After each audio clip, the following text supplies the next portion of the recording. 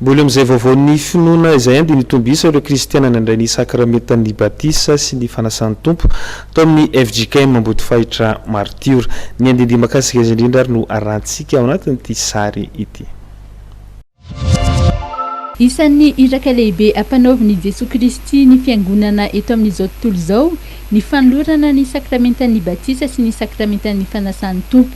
Nanatanteraka izany mission na iraka izany ry zareo tao amin'ny FJKM Ambodifahitra Martiora ka 430 ireo nandray ny sakramentan'ny batisa izay nahitana ankizy sy olon-dehibe. 720 mianadahy kosa ireo notokanana ho mpandray ny fanasan'ny Tompo raha nianatra nandrisy ny volana maromaro. Ny salotra ny anarana hoe volona moa ireto andiany vao notokanana ho mpandray ireto araka ny teny tao amin'ny Tompo faharoa toko fahatelo ka ny andin'ny 17 manao hoe mba ho tanteraka ny olon'Andriamanitra ho vonona tsara amin'ny asa tsara rehetra. Ankoatra ny fanaovan'izy ireo ny fanaikena teo anatrehan'Andriamanitra sy ny fiangonana dia nisy ihany koa ny hira fanoloran-tena niombonan'ireto mpandray ny fanasan'ny Tompo vaovao ireto.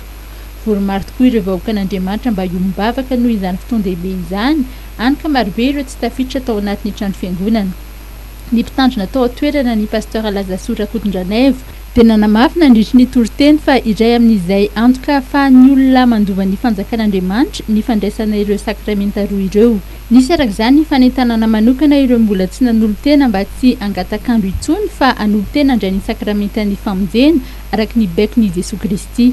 Amin'ny fotoana toy izao moa dia misy avy hatrany ny fiarahana mandray ny fanasan'ny Tompo fa nampiavaka izany dia ny mpitandrina mihitsy no nanolotra ny mofo sy kapoka ho an'ireo mpandray ny fanasan'ny Tompo vaovao raha ny diakona no tokony hanao izany.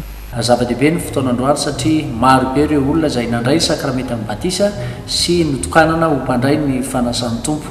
Mitohy hatrany ny fanompotsika an'Andriamanitra eto amin'ny FJKM Ambodifahitra Martiora koa asaina ny zanakam-pelezana ny kristianina rehetra mba hanatrika ny voka dehibe amin'ny alady fa 17 ny volana May ho avy izao arak'izay fanaontsika isan-taona. Ho an'izay tsy afaka amin'io alady fa 17 ny volana May io dia amin'ny alady fa 3 Jona no famaranana izany voka dehibe ny fiangonana FJKM Ambodifahitra Martiora izany. Dia manantena antsika mba hifampitaona sy ho tonga eto amin'ny FJKM Ambodifahitra Martiora hanatrika ny voka dehibe amin'ny alady 17 May ho avy izao ny fanokafana ary amin'ny alady 3 Jona ny famaranana. Amin'izay fotoana izay ihany koa no ahafahantsika mijery ny fizotran'ny asa dia ny fanomboarana ny akany eto an-toerana. Mbola fotoan-dehibe moa ny ao amin'ny FJKM Ambodifahitra Martiora satria amin'ny alady 17 May izao no anatanterana ny voka dehibe ny fiangonana izay anasan'izy ireo ny taranaka rehetra mba hiombona amin'izany.